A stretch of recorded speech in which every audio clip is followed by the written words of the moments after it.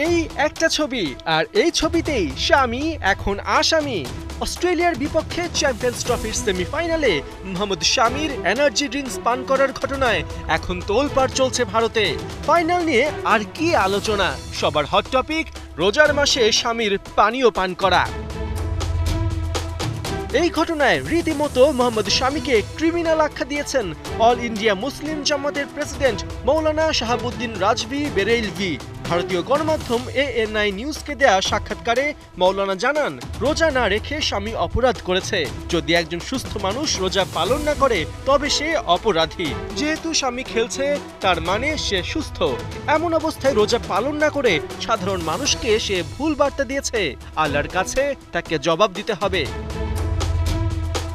অবশ্য ভারতীয় পেসারের বিরুদ্ধে মৌলানা শাহাবুদ্দিনের মন্তব্যকে সস্তা পাবলিসিটি বলে সমালোচনা করেছেন শিয়া সম্প্রদায়ের মৌলানা ইয়াসুফ আব্বাস।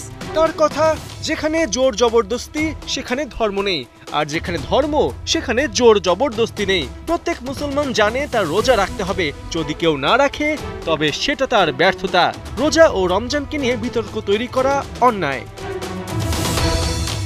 এদিকে ভিন্ন ব্যাখ্যা দিয়েছেন অল ইন্ডিয়া মুসলিম পার্সোনাল ল বোর্ডের মৌলানা খালিদ রাশিদ ফারানজি মাহলি। তার মন্তব্য, কোরআনে আল্লাহ বলেছেন, একজন মানুষ যদি ভ্রমণ অথবা অসুস্থ থাকে তবে সে রোজা নাও রাখতে পারে।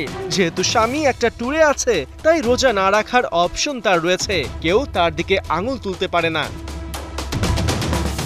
স্বামীর এই বেগতিক অবস্থায় তার পাশে দাঁড়িয়েছেন তার চাচাতো ভাই মোহাম্মদ জায়েদ।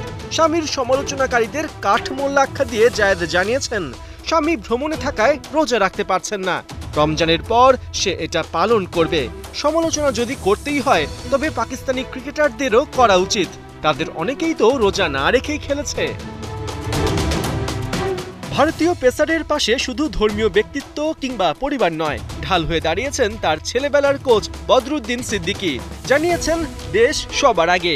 অন্যদিকে উত্তরপ্রদেশের মন্ত্রী দানিশ আজাদ আনসারি স্বামীর প্রতি সহানুভূতি জানিয়ে বলেছেন, গোটা দেশ ও মুসলিম সম্প্রদায় তার পাশে আছে। এই মুহূর্তে 4 ম্যাচে 8 উইকেট নিয়ে সেরা বোলারদের তালিকায় 2-এ আছেন মোহাম্মদ শামি। তৃতীয়বারের মতো চ্যাম্পিয়ন্স ট্রফির শিরোপা হাতে তুলতে সোমবার ফাইনালে ভারত অনেকাংশে নির্ভর করবে এই পেসারের ওপর।